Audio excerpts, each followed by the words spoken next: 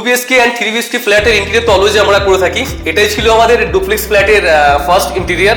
তো এখানে আমরা কাজ করতে গিয়ে অনেক কিছু আমাদের ফেস করতে হয়েছে, যেমন আমাদের সিভিল পার্ট, দেন ইলেকট্রিক্যাল পার্ট, দেন এসি কাজ কিভাবে সার্ভিস প্রপারলি হবে, এসি কি করে ব্যালেন্স, কোন এরিয়াতে কতটা পরিমাণে লোড নিতে পারবে, সেখানে কিভাবে রোলার ল্যান্স দিয়ে সেটাকে আমরা পার্টিশন ক্রিয়েট করতে পারবো। তো অনেক কিছু ফলো আপ করে আমাদের করতে হয়েছে।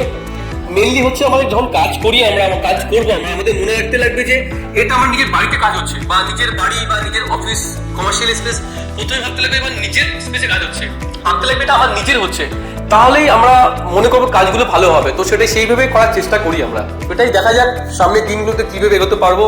আর ট্রাই তো আপনাদের কমপ্লিমেন্টস, আপনাদের ভালোবাসা থেকেই এগোতে পারবো আমরা। এটাই ছিল আমাদের ডুপ্লেক্স ফ্ল্যাটের ইন্টেরিয়ার। এর আগে আমরা 2BHK ফ্ল্যাটের ইন্টেরিয়ার, 3BHK ফ্ল্যাটের ইন্টেরিয়ার অলওয়েজ আমাদের করছি অ্যান্ড চলছে।